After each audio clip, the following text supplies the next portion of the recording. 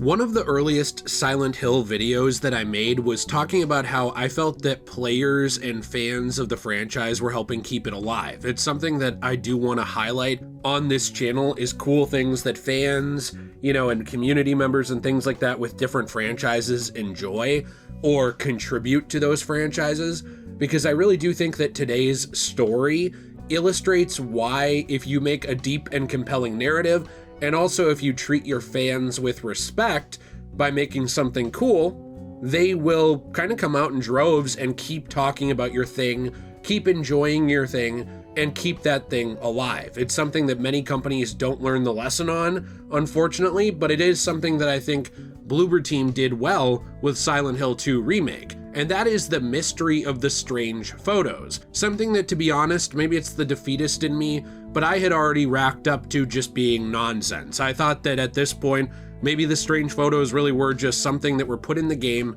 as a collectible to add into Silent Hill 2, just as kind of a foreboding, creepy thing. But a Reddit user has actually figured out the mystery of the strange photos, which spells out a very compelling message that could tie into the meta narrative towards fans and also towards the character James Sunderland himself. So we're going to take a look today at what Dale Robinson discovered. I am going to leave a link in the description in the sources section to his discovery, how he made it. He spells it all out, and there are different ways you can do it yourself so that you know that he's not just BSing everybody. So I like that he did include his sources on there. The old English teacher in me was smiling. But before we take a look at that, I do have a question of the day for you, which is, what is one of the most compelling mysteries in Silent Hill for you?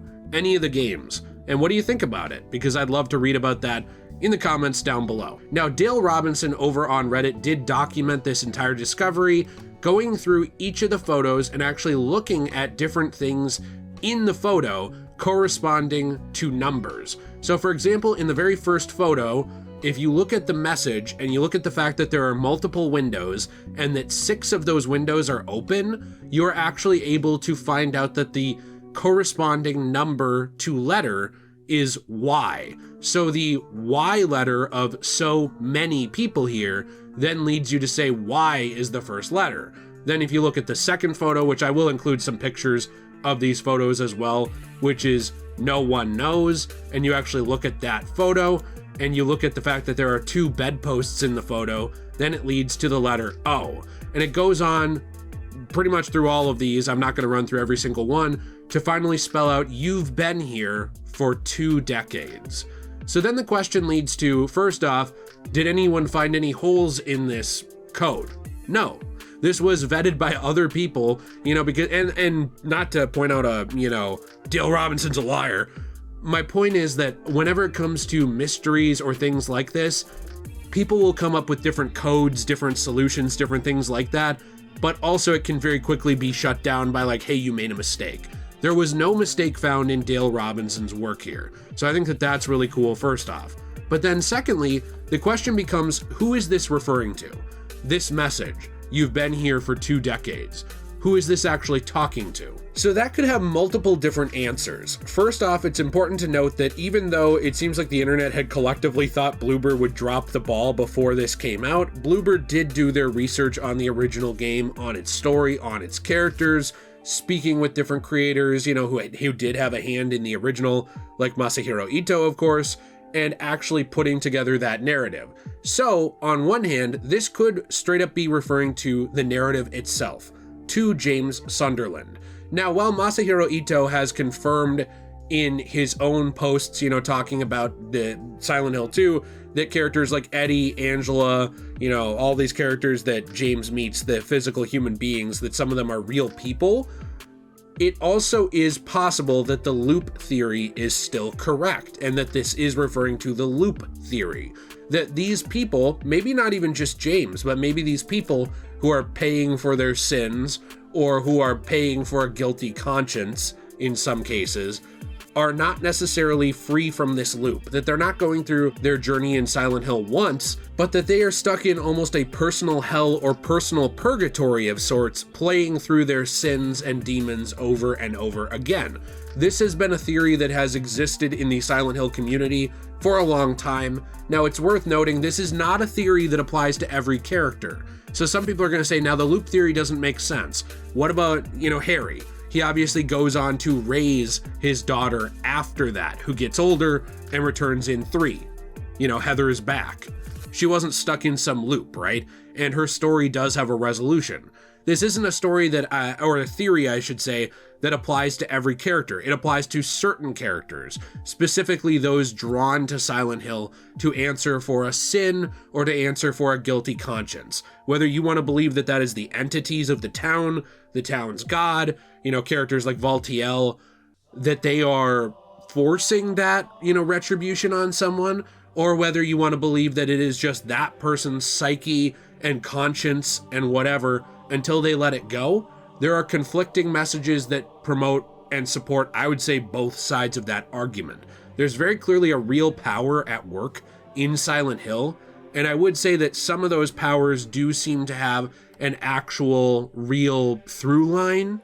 For example, and this is something that people brought up even as well on Reddit that I was looking at on another thread, there are monsters that do have very, very similar designs as well between entries. For example, as brought up by Reddit user NoJaguar2570 in a different thread actually about a month-ish ago, it's interesting because there are monsters that do have sort of a through line in reality as well. There are also monsters like the Mandarin in Silent Hill 2 and the Closer in Silent Hill 3 that are very, very similar. Almost like that monster does have a standardized design in some way, but that the character who is interacting with Silent Hill, their psyche projects onto or changes monsters in some ways. So there are monsters that are wildly different, and then there are also ones that have a through line or a connection to each other, but that are different depending on the protagonist who interacts with them. So when you're looking at that, there is very obviously some kind of power in Silent Hill. It's not all just fake manifestations out of your head. But at the same time, there is also a lot of things in Silent Hill 2 Remake that do point towards the loop theory working for James. For example, there is you've been here for 2 decades. There is also as well the fact that some of the puzzles and things you come across in the world, it's almost like they've been interacted with before. And also there are notes on the ground found by bodies sometimes that look strikingly similar to James that are actually hints almost at someone going through this journey before you.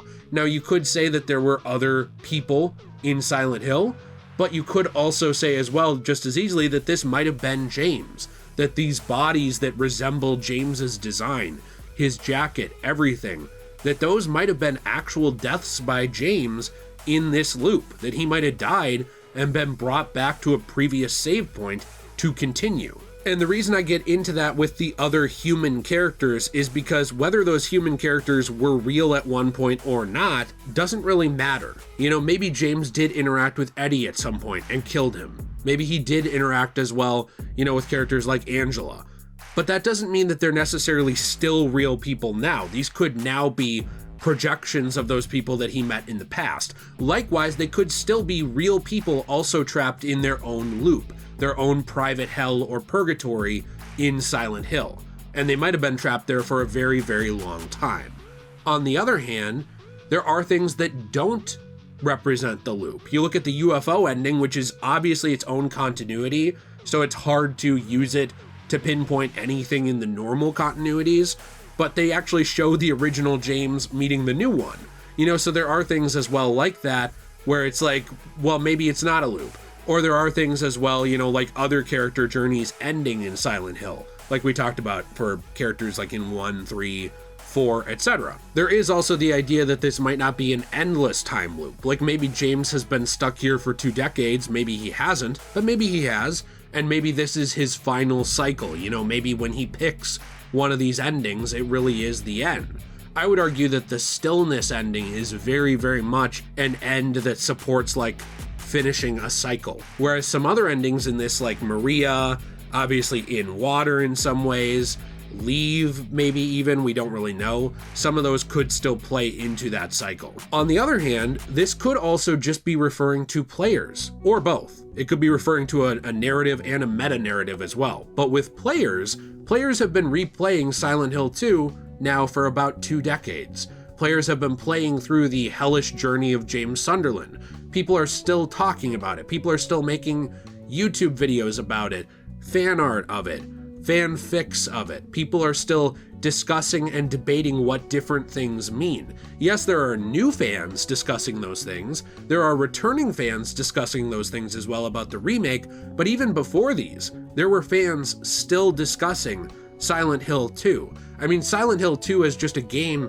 It's kind of what my friend Alex described as like the perfect video essay topic for YouTubers, you know, like not in a mean way, but just in a way where it's like got so many different layers to it, where it's like people will keep talking about it until the end of time. I think even sometimes to the frustration of some of the creators, because sometimes I feel like when you look back at the guys who made this game, there are times where they seem to be like, yeah, you're looking into it, that's really cool. And there's other times where it's like, boy, people are really reading really far into this element that, is not that deep. I think it's funny when you look at someone like Masahiro Ito's Twitter and you can see elements of that where he'll very much appreciate fan support and feedback. But then there's other theories where he's been like, people need to kind of let that go.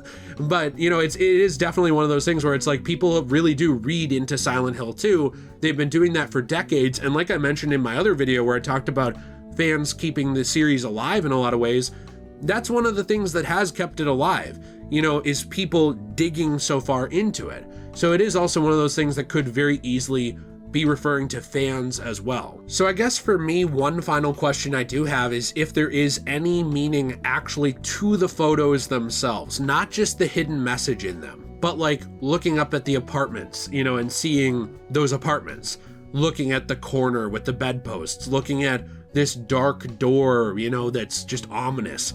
Are these pictures themselves just creepy pictures? Or is there some kind of meaning within them as well? I do wonder about that. Even these different messages, things like Valentine's Day, things like your best buddy, no one knows. Some of these I could relate to James. No one knows could very obviously relate to what he did, right? That it's his secret. Valentine's Day could relate to something like his love with Mary. Church entrance could relate to things like the cult. I've been happy could relate to Mary. But then you get to different things like career's humble beginnings, or they're here, how time flies. I mean, I guess that could be the loop, I guess. But there's a lot of these that I don't know really how they relate to anything. And so that's kind of my final question is like, is there a relation in these photo images then to anything in the narrative? Maybe some have it, but some it feels like there's just nothing to it. So I don't know. I'm interested to hear that. Let me know what you think in the comments down below, and let me know what you think about all this. I think it's very fascinating to me, and I love that Bloober was actually able to retain the deep narrative elements of this that leave it open-ended. Like, is it a loop? Is it not? If it is, can the loop end? Can it not? Does it not matter what James makes or what choice James makes? And in other ways, I kind of feel like maybe it does. The fact that there are new endings, I think that says something too. So I'm interested to hear your thoughts down below. I always want to support fans, that make things better. And so shout out to Dale Robinson over on Reddit. This is really good work. I never would have figured this out myself. So that's very, very cool. If you enjoyed this video, you want to leave a like, subscribe, let me know what you think in the comments down below. I do appreciate it. We played through Silent Hill 1 over on our Let's Play channel, Degenerate Plays. The link is in the description down below and probably in the top pinned comment. Also, of course, as well, we do have other channels like JayRPG where we cover role-playing games, and Magical Jill where we cover anime and different things like that. So I love it when you check those out. And finally, we do have a store, CosmoBunny.shop, where we sell coasters, keychains, trays, and more. Speaking of giving life to old franchises or old things, something that we do with this is we find comic books manga, sometimes it's even magazine clippings, things from books that were damaged, unable to be sold by stores around us. We take them, we turn them into new transformative art, try and give new life to that thing and create something cool and new for your home, and then we put it on our site. And my wife Jill also has fantastic jewelry over there. I mean, to tie it into the meta narrative of this video, this is jewelry so good that whether you look like Mary or Maria, it's gonna look good on you. So be sure to check that out in the description. Have a fantastic day. Fortnite code DJAY123, and that same code nets you a 10% off discount on your first purchase on CosmoBunny.shop. Don't get caught in the loop. Check it out. And as always, everyone, stay shway.